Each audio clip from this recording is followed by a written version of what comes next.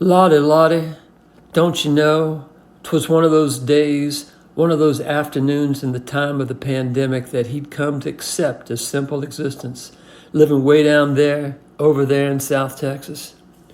The day before, already a blur, the day ahead of no consequence. The bleached palette above, oh so blue, not that rich oceana blue that he used to get in California, no. Rather that washed out, sun-bleached blue like God's mama had taken his Carolina blue t-shirt, dabbed it in some Clorox and wiped it across the sky in broad strokes. Only a few wispy clouds scattered here and there, sparsely spread, frayed and scattered cotton balls, nary a wind aside from that occasional breeze that would always seem to arrive at that moment.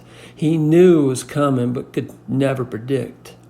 A teasing anticipation that just dropped acid. Oh shit, what have I done? Jiggling jiggers, bubbling goosebumps that starts in the stomach and moves to the fingertips, lips, and tip of the nose, all electrified. That stoned enough to want to fuck, too stoned to come. Oh, will I ever come angst? Feeling, oh my, too good to stop, knowing it's too far away to continue. That whack-a-mole anxiety game they had all been playing with the virus, like skydiving during a starless moonlit night over the desert floor, never knowing when or where you would touch ground.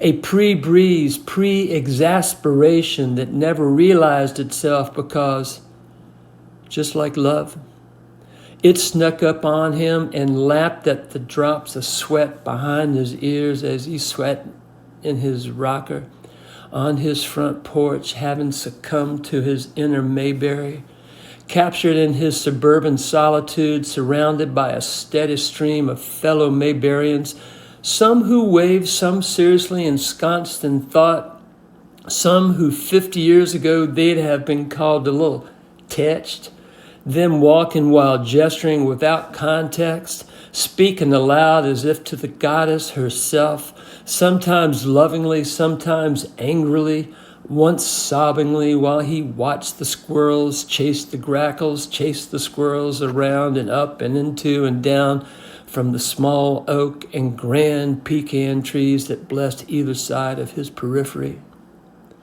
Snuck up on him and drew out his expiration, a slow exhale. Warrior two, that extended his fingers beyond his own reach, his being stretched to catch, to grasp, even the tail end of the goddess breath, leaving the lingering chill of breeze on perspiration. That letting go, surrendering once again to the building pre-exasperation. Inhaled, exhaled, lathered, rinsed, repeated. Pretended he was his grandpa watching the bobber bobbing in the water beneath his long brim pole, sitting in his boat out in some lake Eufaula Cove, tucked away beneath the branch hanging over from its mama on the shore. Pretended he was sitting on the top steps of an old Victorian in the Haight, drinking his morning coffee, still in his robe, reading a real newspaper, grinning and winking at all the hippie chicks that floated by. Pretended he was Wild Bill Hickok that one time, that last time, he sat with his back to the door. He didn't hear it coming, but he knew it was coming, that bullet to the back of his head. He sat there the entire time in his pre-exasperation. Pretended he was adult Bambi chilling in the meadow, waiting for love to arrive. Pretended he was himself right then and there, finding his little cave of nothingness into which he could curl up and escape his surreality. For just a moment, a single breath within a lifetime of breaths, a single insufflation that on this occasion he felt he could hold on to forever.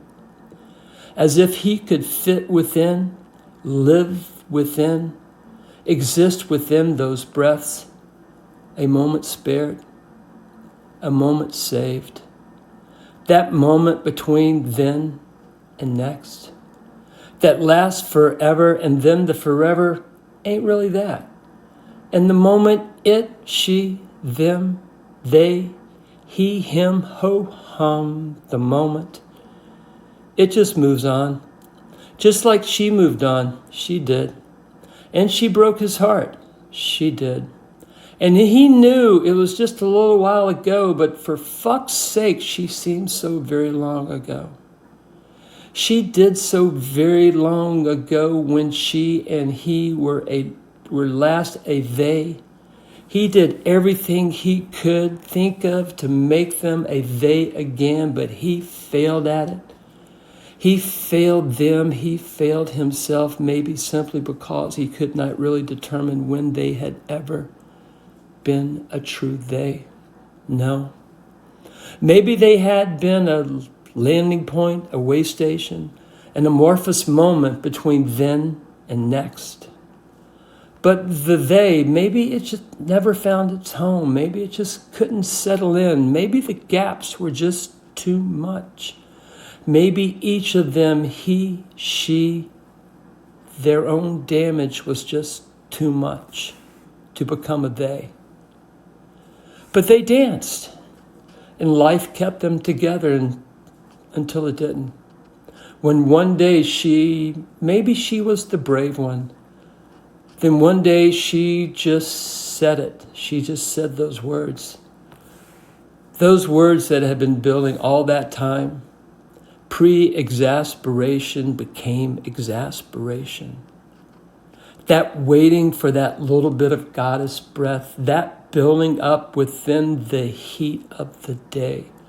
Those words leaving a lingering chill of breeze on perspiration.